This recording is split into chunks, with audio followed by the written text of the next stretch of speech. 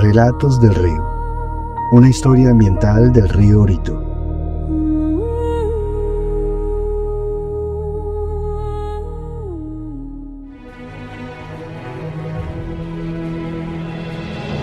El abrazo. En el año 1981, luego de más de un año sin vernos, nos visitó desde Pitalito mi mamá.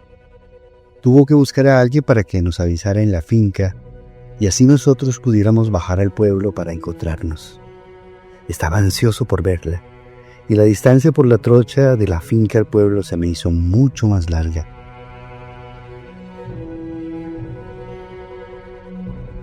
Cuando nos vimos, el llanto mutuo no se hizo esperar. Luego del abrazo, mi mamá le hizo una reprimenda a mi papá por haberme sacado de estudiar, traído y tenerme abandonado. Esa era la percepción que tuvo mi mamá al ver mi cabello crespo, negro, largo, abundante y cundido de piojos, junto a la piel sucia y llena de cortes en las piernas y los brazos, producto de los recorridos por la selva y los potreros. Estábamos en la casita al lado del río, y en su afán por despiojarme, fue a buscar a don Rodrigo Ordóñez, que en paz descanse, que fungía como mayordomo en la finca ganadera de los Opes, en la margen izquierda del río aguas abajo. Vivía junto a doña Rosario y sus 3 hijos, al lado del puente del río Orito. Don Rodrigo tenía unas tijeras de cortar pelo, y en cada tijeretazo cortaba mis crespos y de paso destrozaba cualquier piojo que se le atravesara. Me dejó calvo y trasquilado, y con eso fue suficiente para que mi mamá se tranquilizara. De regalo, mi mamá me trajo ropa nueva, y entre ellas unos jeans, los primeros que usaba en mi vida, e inmediatamente me fui a matricular al colegio San José de Orito para que iniciara mi bachillerato.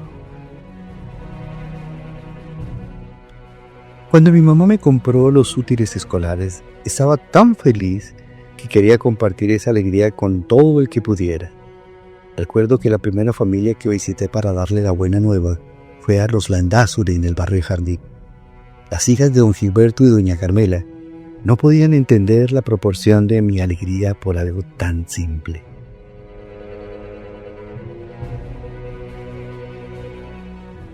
Con los años, me he dado cuenta de que uno va perdiendo esa capacidad de agradecer y estar feliz por lo que considero ve como normal o irrelevante y que resultan ser los detonantes de los momentos más felices de la vida.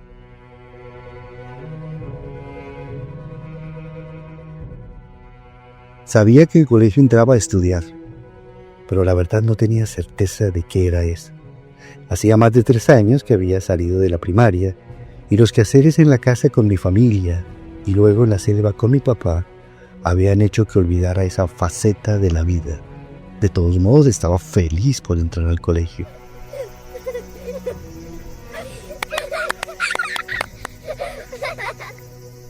El cambio fue muy duro para mí, pues salía de la libertad de vivir en el río y la selva a un encierro rígido de normas, horarios y actividades que se concretaban en una construcción de 2 pisos hecha con tablas sobre una estructura de tubos petroleros y techada con tejas metálicas, en donde una empresa petrolera había tenido su campamento.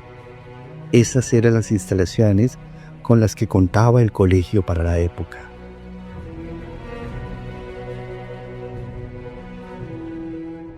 Por esos días, no hacía mucho había llegado con 23 años de edad la rectora Aura Luzmila Córdoba Albán, una mujer de talla menuda, voz fina con un fuerte acento pastuso, que fue exitosamente la rectora del colegio por más de 40 años. Muchísimas gracias por el espacio. El colegio se convirtió en un lugar para construir amistades, hacer recocha, pilatunas y vivir los primeros amores truncos de la vida. La gallada la conformaban Wilson López, John Corso, Juan Daza, que en paz descanse, Frank Landázuri, Ovidio Musicue, que en paz descanse, Román Arias, que en paz descanse, Carlos Buccelli, que en paz descanse, Richard Pantoja, entre otros. Recuerdo que con este grupo de amigos nos íbamos de baño, pesca y a cocinar una que otra gallina de dudosa procedencia en las limpias, frescas y cristalinas aguas de la quebrada del Sábalo y el río Acaé, llenas de vida, peces y hasta temblones. Hoy están completamente contaminadas y malolientes. Nuestro medio de transporte eran los tubos petroleros, que serpenteantes llegaban hasta los ríos y quebradas. Ahí su paso alto por el cauce de estos conformaba para nuestros deseos trampolines desde los cuales nos tirábamos y jugábamos en el agua hasta bien entrada la tarde. Los ríos y quebradas suplían la necesidad de espacio público carente al interior de un poblado que, a decir verdad, nunca se creó para habitarlo, sino que fue el resultado azaroso y acumulativo de gente que vino traída por la madera, el petróleo y la coca, y tuvo que acomodarse como podía sobre una vía principal, en una especie de campamento provisional que terminó siendo la base del crecimiento urbano de Orito.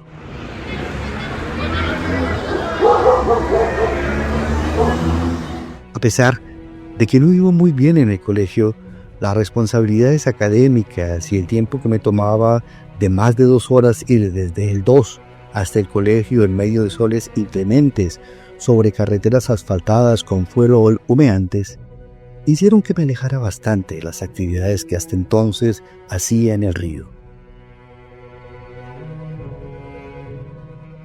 Una tarde, en la que veníamos caminando sudados y hambrientos desde el colegio en compañía de Carlos Buccelli, que en paz descanse, a quien le decíamos Galembo, al llegar a su casa donde funcionaba el Granero del Sol, la tienda más grande del barrio El Jardín y una de las más grandes de Orito para la fecha, Carlos abrió uno de los enfriadores que tenían en el granero y sacó de allí un balde con un vaso lleno de agua de una bebida coloreada, dulce y fría, la cual me ofreció a escondidas, por miedo a que lo regañaran.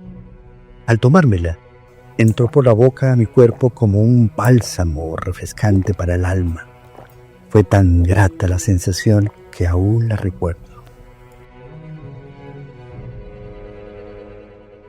La situación en el colegio se complicó porque necesitaba una casa y comida estable, y la situación económica de mi hogar no permitía esas condiciones.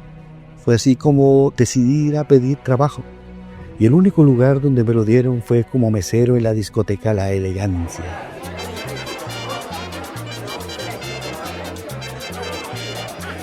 Doña Eufemia Rosero, una mujer joven de buena figura, a quien le decían la Caperuza, me dio la oportunidad. Yo no tenía ropa, ni mucho menos algo que me sirviera para esa labor.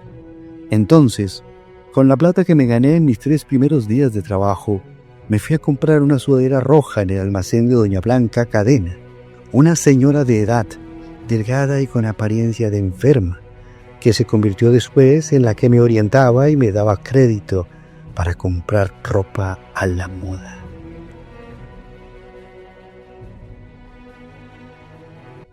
En el año 1984, deslumbrado por la costumbre de los hijos de los petroleros de viajar los fines de semana en los vuelos charter de Ecopetrol a rumbear a Bogotá, decidí pedirle por varios días al capitán Jamauca que, por favor, me diera un cupo en la avioneta de Helicol que hacía esa ruta.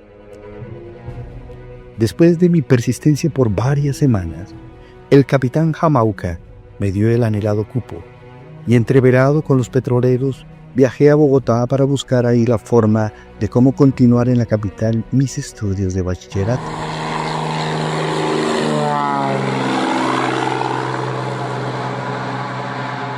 El capitán Jamauca fue uno de esos personajes pintorescos de la historia del municipio. Sus rasgos y color de piel indígena los combinaba con su atuendo elegante de piloto, donde resaltaban la gorra y sus gafas Ray-Ban. Era el encargado de orientar el aterrizaje, recibir y embarcar a los pasajeros y la carga que venía de Bogotá o salía de Orito.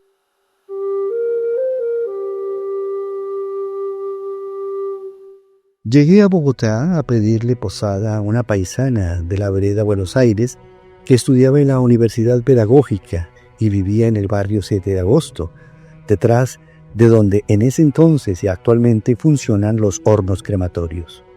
Ella, con gentileza, compartió su modesta piecita conmigo y ese día me comí un fiambre que mi mamá me había empacado. A la mañana siguiente, ella se fue a estudiar y yo me levanté a buscar algo que comer.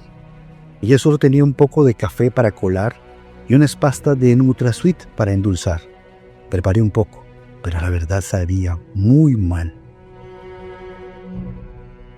Luego del mediodía, salí a caminar cerca de donde quedaba la pieza y el hambre arreciaba. No tenía ni un peso en el bolsillo porque me había ido con la esperanza de que mi mamá me girara algo de plata. Así pasé hasta el tercer día cuando, por el hambre, me vi obligado a salir a pedir comida. Lo hice primero en una panadería sin éxito. Luego le pedí monedas a los transeúntes y con eso obtuve unas cuantas monedas con las que compré algo para comer. Ese día entré a un almacén Omni a pedir trabajo y por fortuna me dieron uno como vigilante. Les hablé de mi situación y me ayudaron a solventar la comida en donde comían los empleados. Trabajé como por 2 meses hasta que conseguí cómo pagar una pieza. Por fortuna también mi mamá me pudo enviar un giro y entonces decidí ir a buscar un colegio. Más o menos cerca conseguí un colegio de garaje, de poca monta, en donde me matriculé para 4º de bachillerato.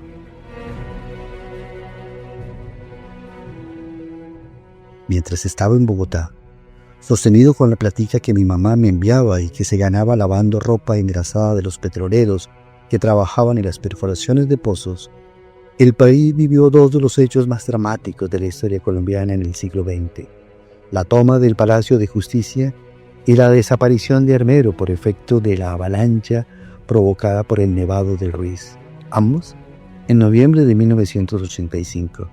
El 6 de noviembre de 1985, el M-19 se tomó el Palacio de Justicia en el centro de Bogotá.